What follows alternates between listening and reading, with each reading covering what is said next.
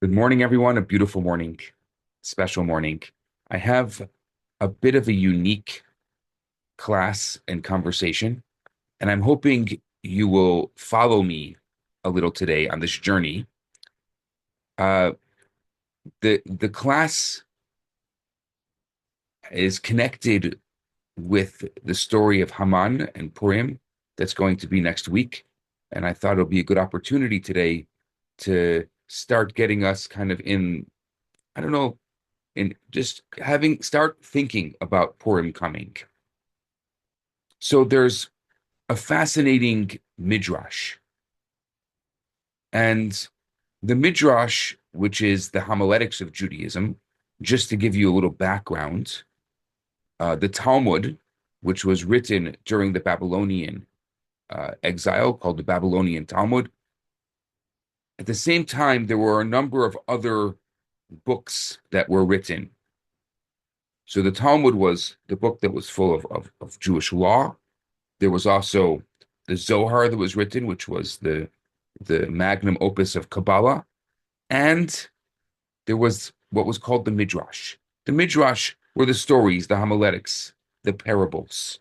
And so there's a parable in the Midrash where it compares the evil Haman in the story of Purim to a foolish bird that's attempting to take revenge on the ocean that destroyed its nest. And what I want to try to bring, well, I'm going to tell you the story, and I want to kind of weave in a lot of what I think maybe Purim and what's going on in our world.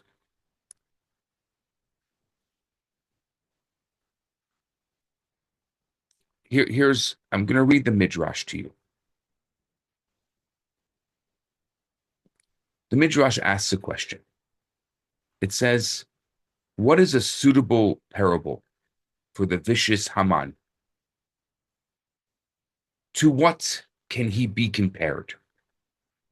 And the Midrash answers, to a bird which made its nest on the shore of the sea, and then the sea came and swept away the nest. The bird said, I will not budge from here until the sea becomes dry land, and the dry land becomes sea.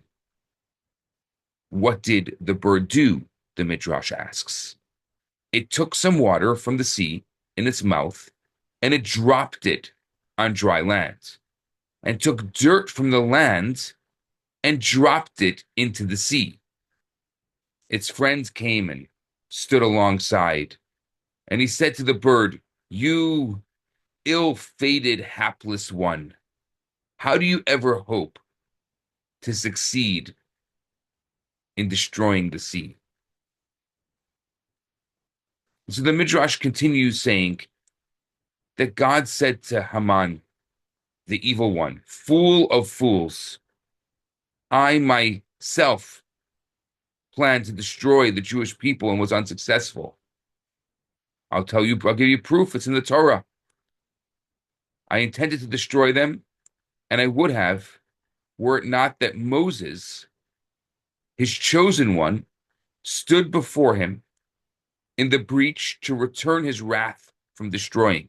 And you, Haman, think that you'll be able to decimate and annihilate them? I swear by your life that your head will be in place of theirs. They will be saved, and you will be hanged, which is the story of Purim. Now, that was the Midrash. The bird, the sea, and the land, and the connection with Haman trying to destroy the Jewish people. I want to kind of start piecing this apart. The Midrash is saying that the annihilation of the Jews is as impossible and ludicrous as the draining of the ocean, beakful by beakful by a bird. So the bird is so blinded by its anger at the sea for destroying its nest, it doesn't realize the absurdity of its request. But if you want to really unpack the Midrash, it's quite perplexing. And I have four parts of this Midrash that's complexing. Number one, the role of a metaphor. The role of a metaphor in the Midrashic and Talmudic literature is to explain and to clarify a difficult concept. We have studied many metaphors in this class. They're all to explain and clarify an abstract idea. What is the concept being clarified via this metaphor of a bird attempting to drain an ocean? And what component of the Haman story begs to be understood and can only be understood through this seemingly insane metaphor? That's number one. Number two, in the Midrashic story, the sea first sweeps away the bird's nest, and then it arouses its quest for revenge.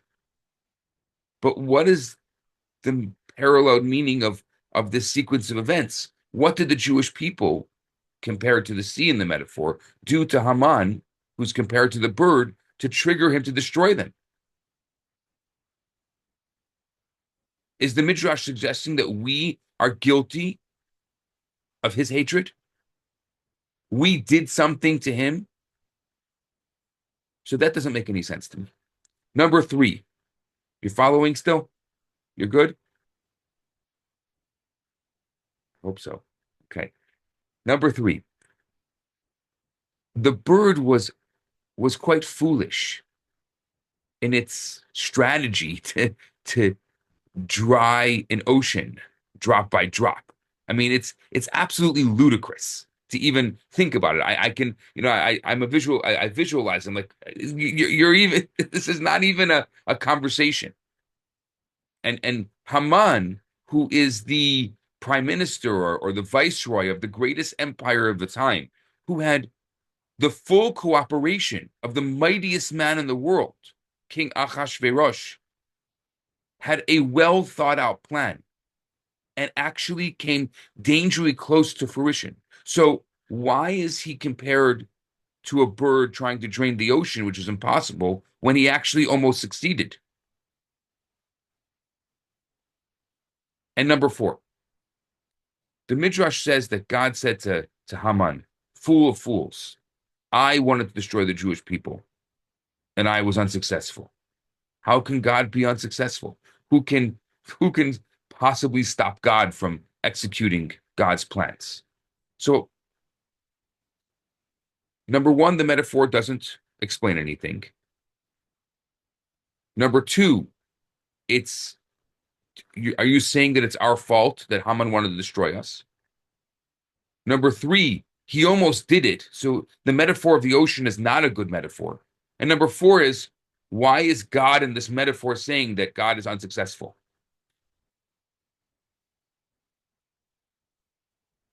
Let me unpack it. And the goal of unpacking it, obviously, is as we do, turn it on its head.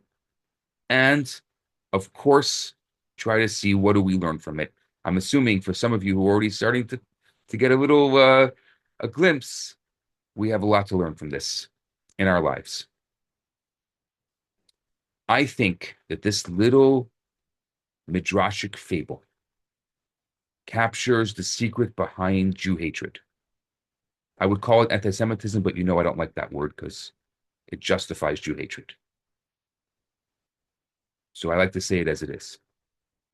The inner conflict within the Jewish psyche and the ultimate meaning of a long Jewish story. In this midrashic metaphor, I'd like you to journey into the heart of what it means to be a Jew and how to ensure Jewish continuity. What was it that really perturbed Haman in the Purim story about the Jewish people? Why are we celebrating? Was it about the Jews that struck a deep chord in so many Hamans throughout the ages, including the Hamans of our very own times? Why the Jews? It's one of the oldest mysteries of civilization. Are we really that different? And I think the Midrash, in its own way, gives us perspective. Like the little desperate bird trying to take revenge for a nest which the sea swept away. Haman felt that as long as the Jews were alive, the nest he attempted to build would be washed away. One millennium before Haman was born, at the foot of a lone mountain, the Jewish people received a gift that transformed their destiny, that changed the landscape of human civilization. It was an experience that imbued Jewish life with the nobility of transcendence, the majesty of divine ethics, the grandeur of holiness, the gift of the Torah. It gave Jewish life a great moral and spiritual responsibility. But it simultaneously bestowed upon the Jewish heart, the Jewish home, the Jewish family, the Jewish community, a piece of heaven, a glow of eternity. But what is heaven? For one person, may spell hell for someone else. Piano lessons for a 4-year-old Mozart is a paradise, but for another child, it could be terrible. Heaven for the Jews was hell for the Hamans of the world. If God exists, then the moral law prevails, and there must be limits to power and self-aggrandizement. If God exists, the barbarian must vanquish himself. Haman felt that two diametrically opposing and mutually exclusive powers were competing for the heart of humanity. And if his nest was to take root, then the Jews had to be obliterated. He wasn't an idiot. He knew what he was doing.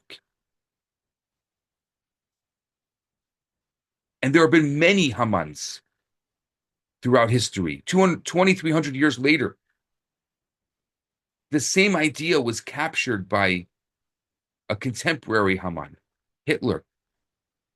He said that the Jews have inflicted two wounds on the world. These were his words: circumcision for the body and conscience for the soul. I come to free mankind from their shackles. But Haman, who's an avid student of history, knew that this was no simple task. He had seen many powerful and seemingly permanent nests washed away by the Jewish sea. He knew what had happened to Pharaoh, to Sisera, to Goliath, to Sennacherib, to Nebuchadnezzar, who was just before him. They each attempted to, in our metaphor, drain the sea, to eradicate the Jew once and for all, and they each ended up eradicated and forgotten themselves. He knew that story.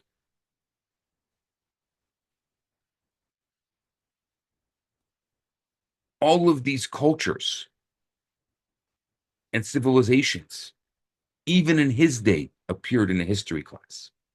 And yet the Jews still remained, not only in Wikipedia, but in real life as well. So what was the secret of the sea? And it's here where Haman invented this ingenious strategy. Haman believed that he had the final solution, which had eluded all of his predecessors. He knew how to solve the Jewish problem, this time for real. And that was by taking break the beakful after beakful of water and dumping it on dry land. This is the metaphor. The key to this puzzle actually is in another Talmudic metaphor concerning the sea and dry land. So the Talmud tells an interesting story. The evil Roman Empire had prohibited Torah study.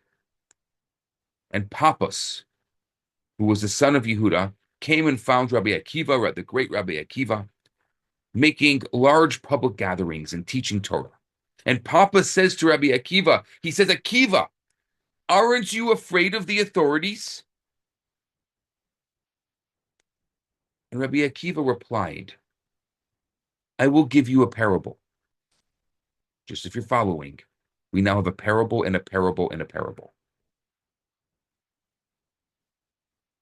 Rabbi Akiva says to Pappus, a fox is walking along the river. He sees the fish frantically scurrying from one place to another. He says to them, from whom are you running? They reply, from the nets of the fishermen. The fox smiles. Why don't you come up on dry land? We will live happily together, just as our forefathers did. The fish replies, is it really you whom they call the cleverest of the animals? You fox, you're not clever. Rather, you're a fool. If we're afraid in the place of our vitality, how much more so in the place of our death? Rabbi Akiva concluded, if the life is tough as we are sitting and studying Torah, about which it's written, it is our life and our length of days, how much worse it would be if we stopped studying Torah. What a story. If life is so bad, it can't get any worse. Don't take away our life force. Don't take away our vitality. Don't take away our learning. The Torah, Rabbi Akiva is saying, is to us what the water is to the fish. It is necessary. It's our habitat, the source of our vitality. It's when the fish can live, to breathe, to thrive, to be most effective. Like a fish washed up on shore, a Jewish soul deprived of Torah is going to struggle to find meaning and purpose on dry land. It's an environment that's unsuitable for our spiritual DNA to flourish and to fully express itself. So he, like the fish, will flip and flop and experiment different ideologies and lifestyles, desperately attempting to find solace from the aching soul. He may become get into Darwinism or a Marxist or a Bundist or a Buddhist, failing to realize that by his essential nature, he has to remain in the water. This was what Rabbi Akiva was teaching. And Haman understood something. He understood what he had to do was to dry up the sea, to sever the relationship between the Jewish people and their Torah. The goal has to be to antiquate the Torah, to teach the Jews how to become land animals. He has to invite them, in the words of the fox, to live together with us in peace, as our forefathers did.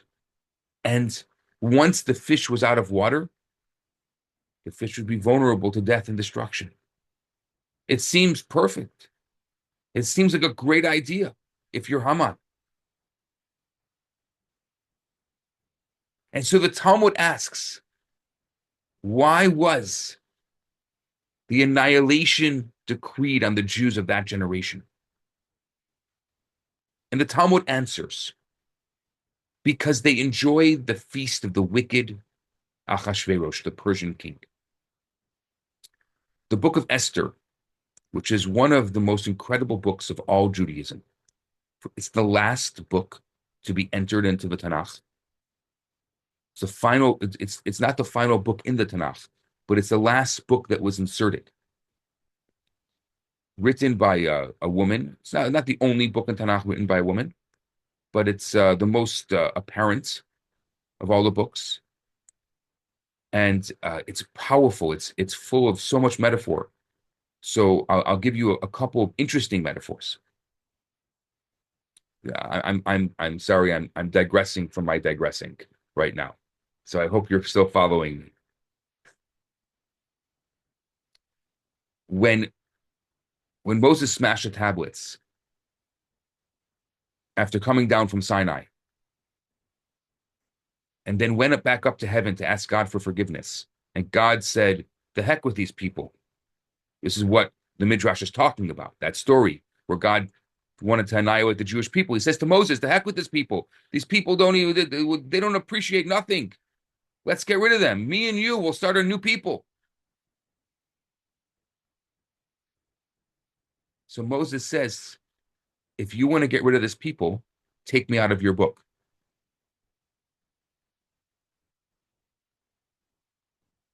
And Moses pleads and begs, and God forgives the people. Actually, the forgiveness, Moses came down from the mountain on Yom Kippur. The reason why we celebrate Yom Kippur on the 10th of Tishrei is because that was a day that God forgave us from the greatest sin that we ever did. And from that moment on, every year, we say, if God can forgive us from the greatest sin ever, then our little petty sins can be forgiven too. But to remember that conversation in the Torah, from the book of Shemot until the end of Deuteronomy, till the end of Devarim, the four books of the Torah, Moses' name is in every single Torah portion, besides one. Guess which one? This week's Torah portion.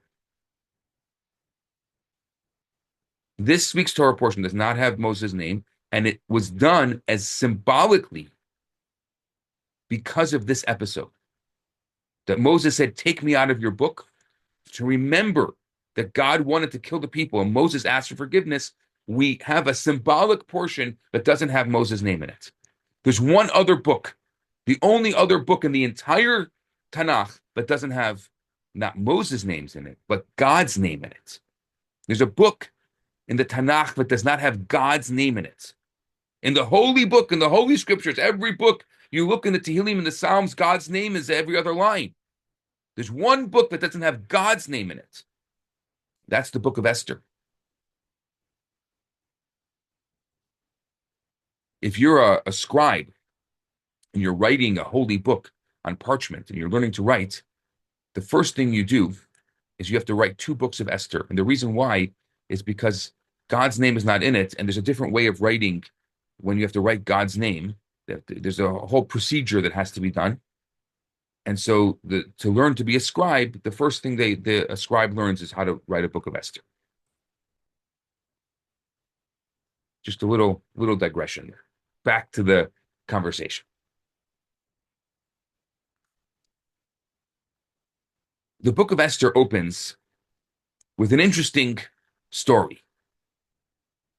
It's the beginning of the reign of Achashverosh. In English, we call him Xerxes. Achashverosh is Hebrew. Achashverosh means hollow in the head. It's actually Esther uses a sly to refer to him in the book. It's not his real name. And he begins his reign. The Persian Empire was one of the most powerful empires in all history. You wouldn't know it today, but it was. And he starts off his reign with what? With a party for 187 days. And the Torah, the book of Esther actually goes through the details of what was at this party and the opulence of this party. He bankrupted the country. That's how opulent this party was. And the capital of Persia was the city of Shushan. And all the who's who and anyone who could went to this party that Achashverosh made. And the Jews of Shushan went to the party as well. Mordecai begged, Mordecai, who was the leader of the Jewish people during that time, he begged them not to go. It's interesting because if you look at the Talmud, that goes into great detail, is an entire Talmud called the Talmud of Megillah, which talks about the Purim story, entire tractate. And the Talmud goes through great details of each and every part of the Purim story because there's so many things that we can unpack in it.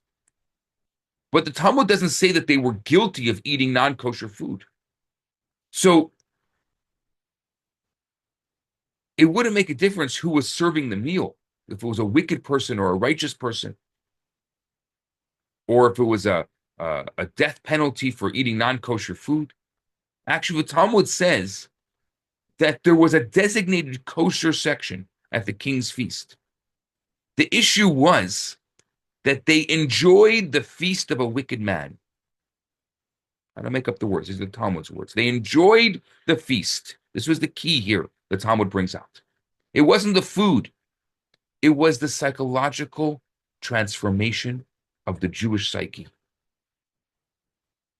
Their dignity, their sense of inner worth did not stem from their own soul, from their own identity.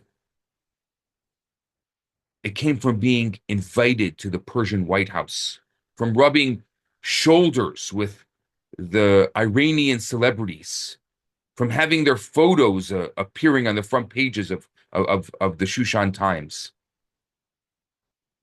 As they took their place among the Persians and the Babylonians and the other nationalities of that feast, they felt they finally made it. After 70 years of Babylonian exile, they set themselves free from the Jewish stereotype.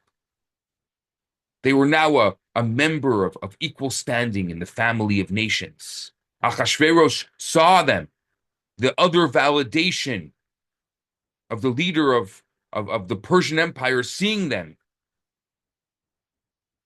The fish left the water and was given a royal welcome. Everybody was cheering for the fish. Finally, you left the shackles of the water. The fish was flipping and flopping to demonstrate its excitement, but inside it was dying. And this was Haman's strategy. Dry up the sea, take the Jews out of the water, introduce them to dry land, and they will become vulnerable to destruction. So God said to Haman, "Fool of fools, I myself plan to destroy them." It's proof in this week's Torah portion, and I was not able to. And you, Haman, thought you'd be able to decimate and annihilate them?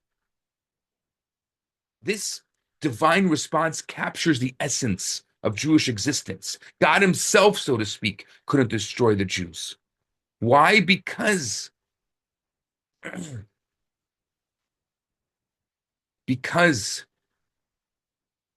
there's a unity and a bond, an innate connection of the soul that can never be obliterated because it's intrinsic and it's essential. You can't destroy God and you can't destroy a soul. The prophet Malachi says,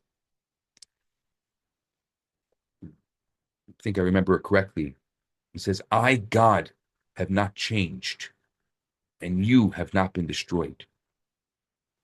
God says, even I can't destroy them, because at their core, they are divine. It's not something that anyone can change. It's who they are.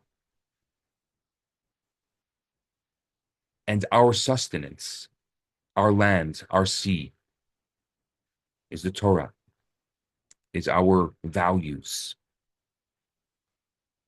is our identity. And that can't be severed. So, unlike the fish, we can never really leave, the fish can never really leave the water. What occurred at Sinai with the Torah became part of our DNA. We can love it, we can hate it, we can ignore it, we can not study it, we can pretend like it doesn't exist, or we can embrace it. We can run from it, but we cannot stop being defined by it.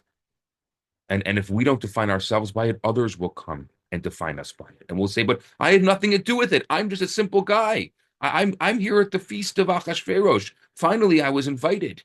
I'm so excited to be part of a world. And you see me for as part of your world. And the world will come and say, no, no, I'm sorry. You can try, but you're a fish out of water. The anti-Semites, the Jew haters of the world, never loved secular or modern or assimilated Jews any more than the religious and the observant ones. There were so many assimilated German Jews who said, "Why are you coming to me? Why are you attacking me? Go to the Hasidim, go to the ultra religious. They're the Jews that you want to kill." They said, "Go that way." But Hitler didn't care. He didn't separate the religious and the secular.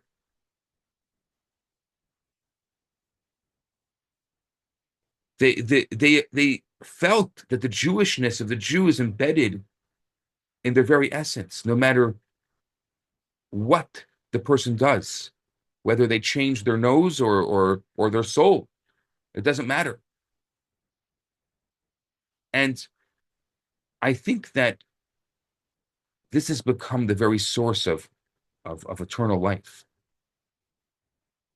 Since we can never be severed from the Torah, the sea can never dry, our existence can never be obliterated. This is our secret. It's a double, it goes both ways. We're connected to it, and there's nothing we can do about it. And it's also our secret of survival. And this is what God is telling Haman. Even I tried. When the Jews sinned, I planned to destroy them. But I could not, because my relationship with them proved deeper than all of our issues with each other. It's like the relationship between a parent and a child.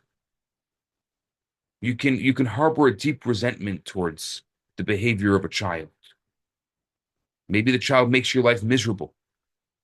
Maybe a parent is tempted to write off a child, to stop helping them, to stop loving them, but they can't. The inner bond is so much more powerful. Haman's strategy was brilliant, but he failed to understand what is the Jew. He thought he got the Jew, and there were Hamans before him and many Hamans after him who thought they figured it out. But what he didn't realize is the soul, is the intrinsic bond between the Torah and the Jew was like the piano and Mozart, maybe even more. The fish never fully leaves the water, and you won't be able to get rid of the Jew. And so here we are, 2,500 years later. Every single year, come Purim, what do we celebrate? They tried to kill us. We won. Let's eat.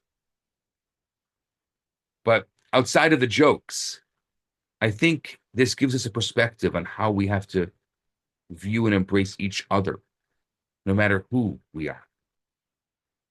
If that person was Jewish enough for Hitler to send them to the gas chambers, then they're Jewish enough for me to love them, or they're human enough for me to love them, to embrace them, to be there for them. You see,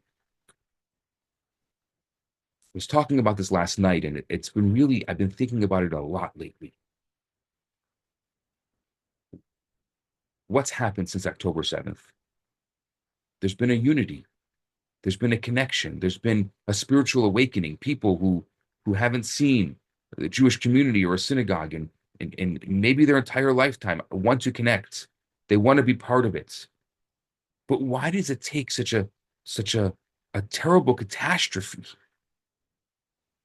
to make us feel that connection with the water, to make us feel that connection with our soul? Why can't we do it from a place of strength, from a place of love, from a place of fullness? Why does it have to be a place from brokenness? We spoke last night about the broken tablets. Why does it always come from brokenness? And it's the story of Jewish history. You know, I looked at it today from Haman's perspective, but let's look at it from our perspective. It's the up and down.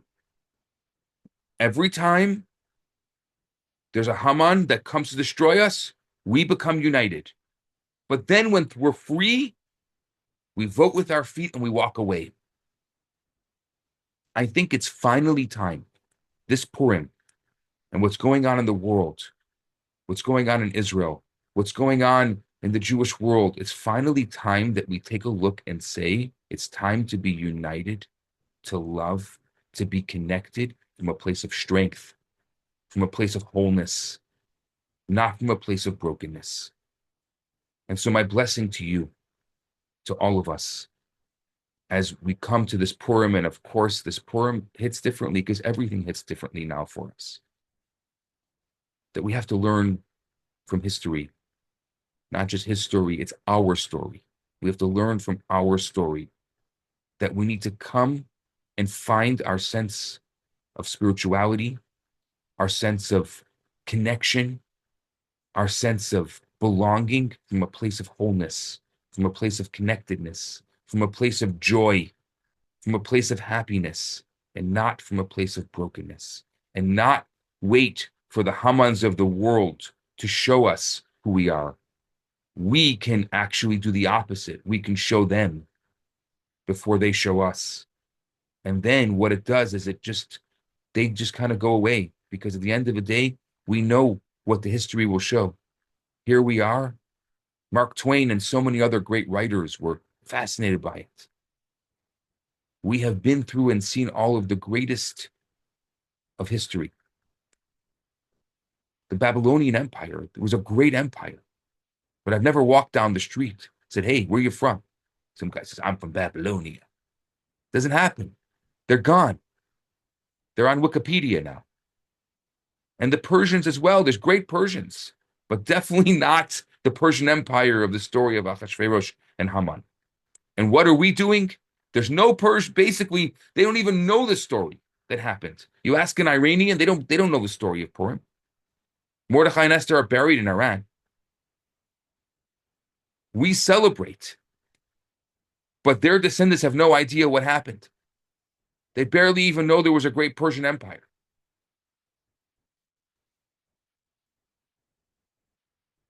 This is our story. And it's our time now, our time to be strong, to be connected, and to be able to look at this story of Purim and the story of Jewish history and say, now, we're not going to, they try to kill us, we won, let's eat. We're just going to go to the eat. Forget about trying to kill us. Forget about winning. Just eat and celebrate and find joy. And we're going to eat spiritually and we're going to eat physically, not too much. Well, spiritually, maybe too much, but not physically too much. I wish you all a beautiful day, a beautiful Shabbat, and a very, very happy Purim. And we'll continue this conversation.